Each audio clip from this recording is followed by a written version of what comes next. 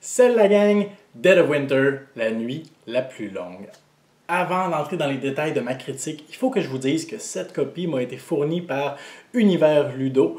Alors je vais mettre toutes les informations, liens vers leur site internet, page Facebook dans la description de cette vidéo. C'est bien simple, j'avais déjà joué à la version de base de Dead of Winter, le jeu de base, la première version. J'avais plus ou moins apprécié, je vais vous dire un petit peu pourquoi. Puis par la suite, les responsables d'Univers Ludo m'ont proposé de faire une critique du nouveau standalone et de vérifier, de valider si les ajouts qui avaient été faits en valaient la peine et si ça changeait mon appréciation du jeu. Alors, pour vous faire un petit portrait rapide de mon expérience avec Dead of Winter, j'avais joué au premier opus il y a quelques mois et vous savez, il y a certains jeux parfois auxquels on joue où nos attentes sont quasi nulles. On y joue et finalement notre appréciation est au plafond. Alors, dans ce cas-ci, c'était plutôt l'inverse. Tout le monde me disait « Quoi? T'as pas joué à Dead of Winter? Il faut que tu joues à ça, c'est incroyable, c'est le jeu de l'année, c'est fou, tu vas aimer ça, c'est débile, nanana. » Alors mes attentes étaient là.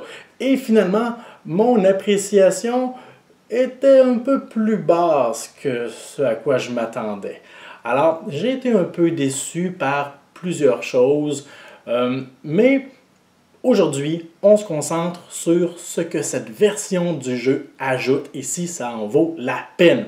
Alors, premièrement, avant même d'y jouer, je savais qu'il y avait eu quelques améliorations côté artistique, entre autres sur le plateau de jeu central. À partir de maintenant, je crois que dans la première version, on se trouvait dans une espèce d'abri ou de vieille grange, quelque chose comme ça, alors qu'on se retrouve maintenant dans une prison.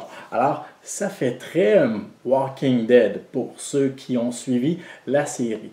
Alors, je m'attendais à voir un peu... voir ressortir cette thématique-là, voir de nouveaux lieux à explorer, tout ça, et je dois avouer avoir été un peu déçu par les lieux à explorer. Parce que dans la première version et dans celle-ci, ce sont les mêmes. Alors, on a l'école, le poste de police, la station-service, la bibliothèque, le supermarché, etc.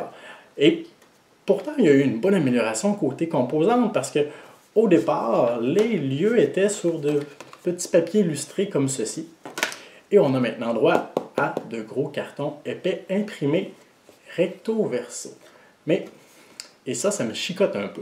Je me demande pourquoi on n'a pas gardé, oui, d'accord, les lieux originaux d'un côté, mais avoir ajouté de nouveaux lieux de l'autre côté, là, avoir un magasin de chasse, avoir une église, des choses comme ça n'aurait pas à rajouter énormément, mais juste assez pour nous permettre de sortir un peu de l'univers du premier, puis, parce que j'ai l'impression que juste ça, il y a beaucoup de choses qui nous font penser à la première version du jeu.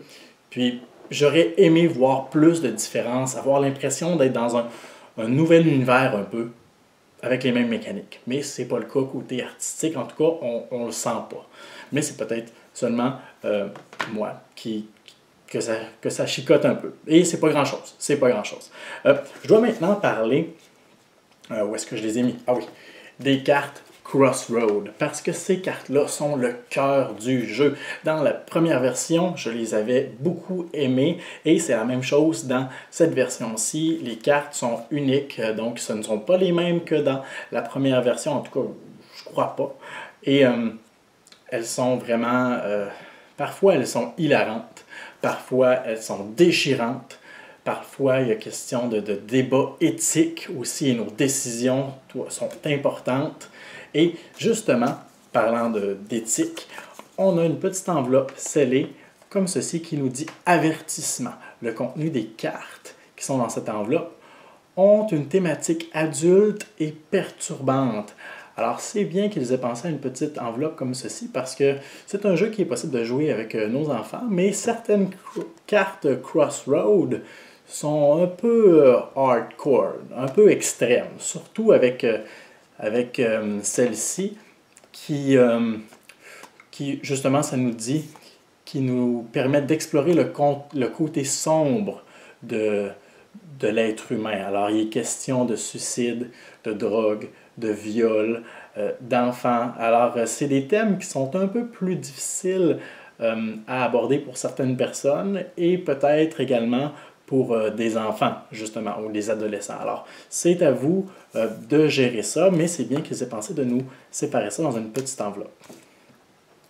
Je dois maintenant parler des cartes crises qui fonctionnent de la même façon que dans la première version du jeu, à l'exception de la gestion des bandits, comme on a parlé dans la vidéo des modules de ce jeu.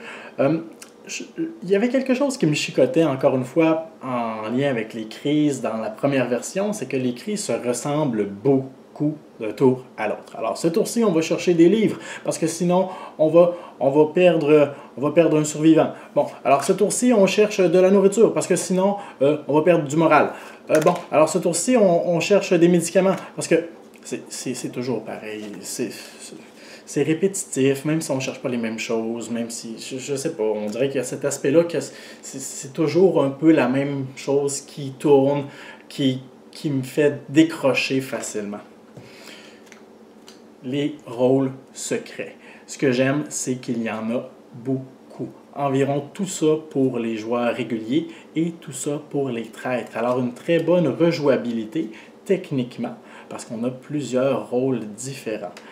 J'aime beaucoup le fait, dans cette version-ci, comme dans la première, qu'il y a une possibilité d'avoir un traître. On n'est pas certain parce qu'on mélange plus de cartes qu'il n'y a de joueurs. Il y a une carte traître qui est mélangée dans ce lot et on ne sait pas si elle a été tirée ou non. On ne le saura qu'à la fin de la partie, à moins bien sûr d'être le fameux traître. Ce que je n'aime pas de ces cartes-là, que j'espérais voir améliorer, c'est que, premièrement, encore une fois, elles sont plutôt répétitives. Ben, en fait, pas toutes, mais plusieurs le sont. Par exemple, tu gagnes la partie si, au terme de celle-ci, tu as 4 cartes livres dans tes mains. Tu gagnes la partie si à la fin de celle-ci, tu as une carte de chaque catégorie dans tes mains. À la fin de la partie, tu gagnes si tu as dans tes mains une carte que tu as récoltée dans chaque lieu. À la fin de la partie, mais c'est toujours un peu semblable. Ça manque de technique de gagner qui sort de l'ordinaire. Il y en a quelques-unes qui sont très, très, très originales, mais malheureusement, elles ne le sont pas toutes autant. Et il y a un autre aspect que je n'aime pas, c'est qu'elles peuvent être très débalancées. Alors, il y a certains scénarios qui peuvent rendre ces objectifs tellement faciles. Et certains scénarios qui peuvent rendre ces objectifs tellement difficiles. Alors, selon le scénario que vous avez à réaliser, selon votre objectif, c'est possible qu'avant même de débuter la partie, vous vous creusiez la tête à savoir si ça vaut vraiment la peine de vous battre pour cet objectif-là, alors que le scénario, à la base, est contre vous et pourrait favoriser n'importe quel autre joueur. Alors, c'est un peu débalancé à ce niveau-là. On entre maintenant dans mon appréciation des modules. Alors, les 3 modules qui sont nouveaux dans cette boîte, les améliorations, le repère des bandits et Raxon. Le module des améliorations, selon moi, est un incontournable dans n'importe quelle partie. C'est tellement simple, ça s'explique en 2 minutes. Puis ça nous offre des choix intéressants. Selon moi, ça doit se retrouver dans n'importe quelle partie, même avec des joueurs qui jouent pour la première fois, c'est facile à expliquer. Puis ça nous offre, comme je le disais, de nouvelles possibilités à condition de perdre du temps, de perdre des ressources, donc des cartes qu'on a entre nos mains. Il y a certaines habilités qui vont nous permettre de faire ça, mais pendant ce temps-là, on ne fait pas autre chose. On n'est pas en train de régler la crise, on n'est pas en train de travailler sur l'objectif commun. Alors ça nous amène à faire des choix qui sont intéressants. Selon moi, ça, c'est un gros plus. Le repère des bandits, que je ne me souviens plus où il se trouve. Bref, le repère des bandits est un module qui pourrait être intéressant, mais qui, en fait, c'est un module qui n'ajoute rien de positif à la partie. C'est que du négatif. Et au départ, on banalise ça un peu. Bon, un bandit qui apparaît dans la zone 2, il ne m'attaque pas, je ne l'attaque pas, il reste là, il ne fait rien, il prend une carte, pouf! Pas plus compliqué que ça. On n'est pas pire ennemi, puis c'est tout. Mais au fur et à mesure que les bandits apparaissent, si on ne les élimine pas, eh bien, lors de la phase où est-ce qu'on va ajouter des zombies, il y a des vagues et des vagues de zombies qui vont déferler partout et bien vite on sera inondé et ça va nous amener à perdre inévitablement. Alors c'est le module qui selon moi ajoute le plus grand défi parce que on n'a rien de positif à combattre ces bandits-là, outre le fait de réduire l'apparition de zombies qui de toute façon auraient été égal à si on avait été seul dans ce lieu-là. Alors, ça rend seulement le jeu plus difficile et ça l'offre un petit avantage si un joueur est exilé, il devient maintenant le chef des bandits. Mais selon moi, je veux dire, c'est peut-être intéressant si vous voulez une partie plus ardue, mais c'est de loin le module que je trouve le moins attirant. Et finalement, on a Raxxon qui est très... qui est à double tranchant, vraiment. Parce qu'à Raxxon, il y a des objets qui sont incroyables. Des fusils laser, des drones, des pilules qui vont vous donner des habiletés incroyables. Mais tout ça a un coût. Raxxon est un lieu très dangereux. Il faut lancer un dé à chaque fois qu'on y cherche. On a une nouvelle crise à régler. Alors, ça rend le jeu un petit peu plus piquant aussi parce qu'on a la crise actuelle, on a le scénario qu'il faut régler, puis on a la crise de Raxxon que si on ne réussit pas à régler encore une fois, bien, il y a des zombies super puissants qui vont débarquer autour de la colonie et on veut éviter ça le plus possible. Alors, ça nous offre des choix intéressants. Par contre, ça rend le jeu beaucoup plus... j'ai seulement le terme anglais en tête, fiddly, donc peut-être instable.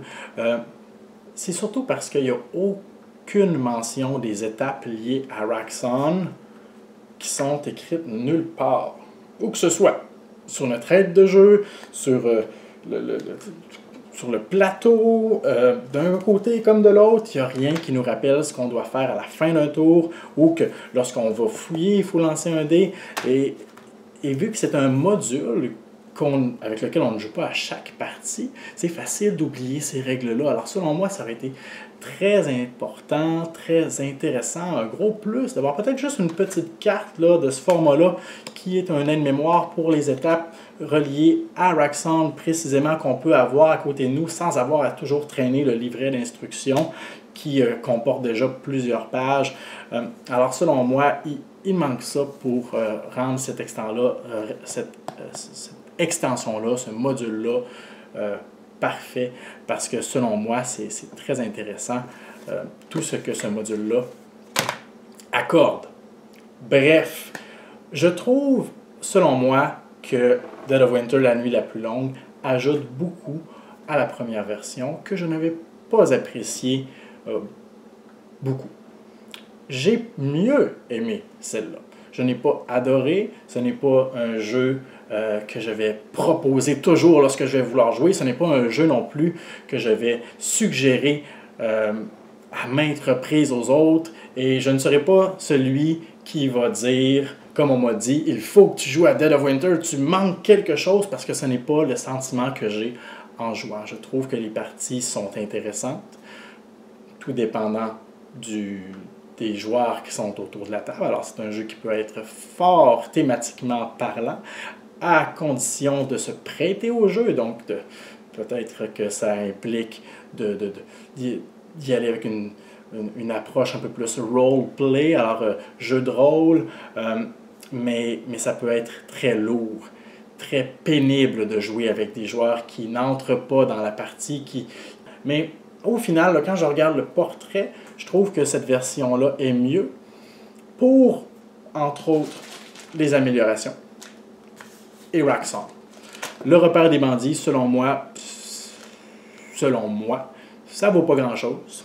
Et outre ça, les règles dans ce jeu-là, comparativement au jeu de base, sont à 98% les mêmes. Alors non, je ne vois pas l'intérêt d'avoir les deux jeux dans la même collection. Si vous n'avez aucun des jeux et que vous en voulez absolument un parce qu'en écoutant ces vidéos, vous avez dit c'est un jeu parfait pour moi, puis j'ai un groupe de joueurs qui fitterait parfaitement avec ça, super, n'achetez pas la première version, achetez celle-là, qui va coûter sensiblement probablement la même chose et qui va vous offrir beaucoup plus. Alors selon moi, celle cette version du jeu, La Nuit la plus longue, vient totalement effacer la première version. Puis dans un sens, c'est tant mieux. Ça va ajouter plus de choses pour les joueurs qui apprécient ce genre de jeu. Alors voilà, c'est tout ce que j'avais à vous dire sur Dead of Winter, La Nuit la plus longue. J'espère avoir répondu à vos questions. Mais sinon, posez-moi-les. Ça va me faire plaisir d'y répondre. Merci pour votre écoute.